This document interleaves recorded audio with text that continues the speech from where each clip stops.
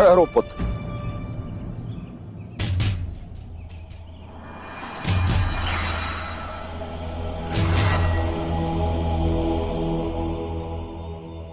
मेरे चरण स्पर्श मत करना।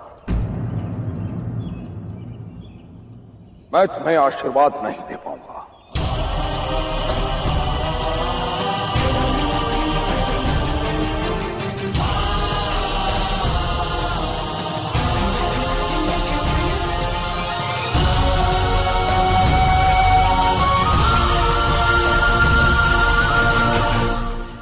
आशीर्वाद तो हृदय की भावना है महामहिम।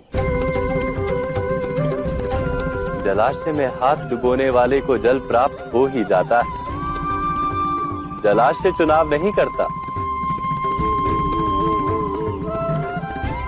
इसी प्रकार पिता प्रणाम करने वाली संतान को आशीर्वाद मिल ही जाता है।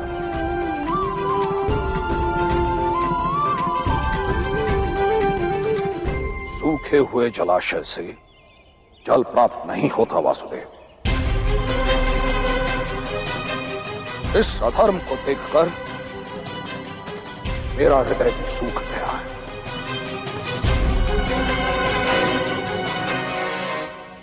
कौन सा अधर्म महामहिम? कुरुवंश का अपमान हुआ है इस मंडप में आज।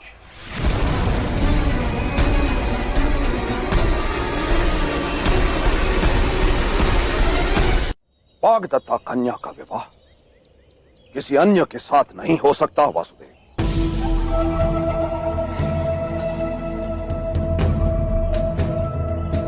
तो क्या कन्या की इच्छा का कोई महत्व नहीं? यदि कन्या से पूछकर आपने वचन दिया होता तो उचित होता,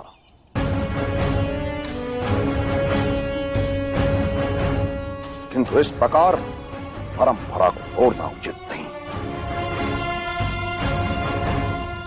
मनुष्य का मनुष्य पर विश्वास तब होता है जब परंपराओं का वहन किया जाता है। परंपराएं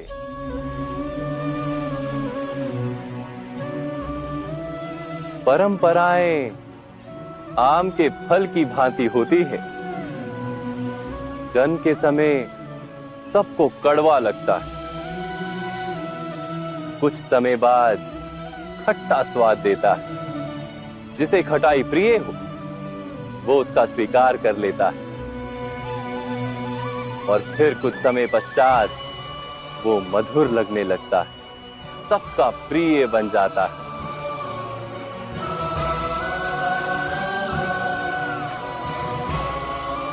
किंतु एक समय आने के बाद वो गल जाता है,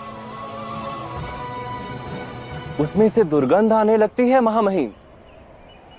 खाने वाले को रोग लग जाता है और अंत में रह जाती है फल की सूखी गुठली, जो किसी के काम नहीं आती।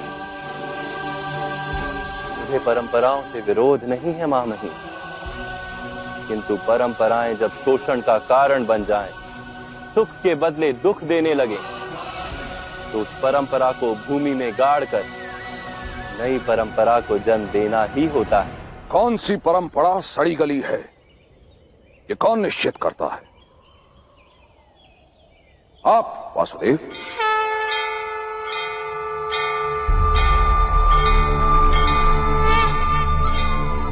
नहीं, समय निश्चित करेगा और समय का विधान सबको मानना पड़ता है महामहिम। ये समस्त आर्यवर्त के लिए संक्रांति काल है। जैसे संक्रांति में सूर्य नारायण अपना मार्ग बदल देते हैं, वैसे समस्त आर्यवर्त अपना मार्ग बदलने वाला है।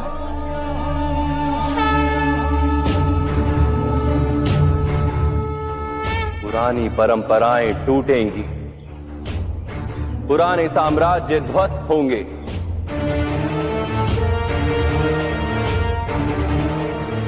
नए धर्म की स्थापना होगी और नए युग का आरंभ होगा महारथी भीष्म।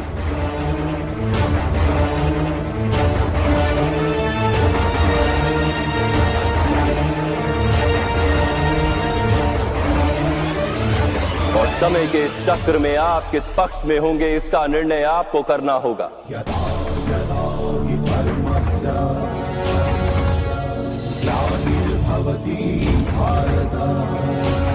क्योंकि समय की चक्की में सब पिस जाएंगे।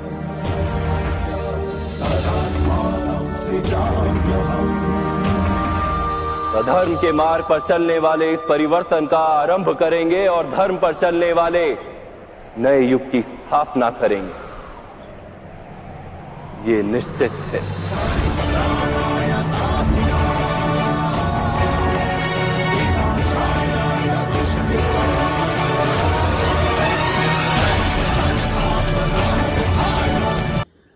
तो यहाँ पर कृष्ण भगवान ने जो कहा कि जब पुरानी परंपराएं होती है वो शोषण का कारण बन जाए तो उसको बदलकर नई परंपरा लानी पड़ती है, वरना वो समाज का शोषण करती रहेगी। और दूसरी बात कृष्ण भगवान ने जो कही कि धर्म की स्थापना तो होगी, वो तो निश्चित है, लेकिन आपको तय करना है कि आपको किसकी साइड रहना है, अधर्मियों के साइड या धर्म पे चलने वालों के साइड। तो यहाँ कृष्ण भगवान ने बोल दिया पहले से कि तय है, धर्म की स्थापना होगी और समय के साथ सब बदल जाएगा, नई परंपराएं आएगी, नए राज्यों का निर्माण होगा, सब कुछ बदल जाएगा, क्योंकि परिवर्तन ही संसार का नियम है। लेकिन पितामह भीष्म, उनका जो प्रण था उसका वास्तविक स्वरूप जान ही ना पाए।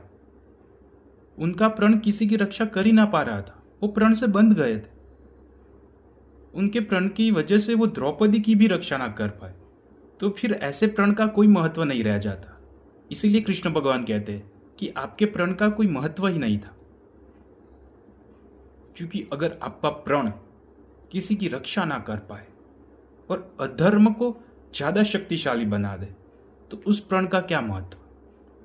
जय श्री कृष्ण।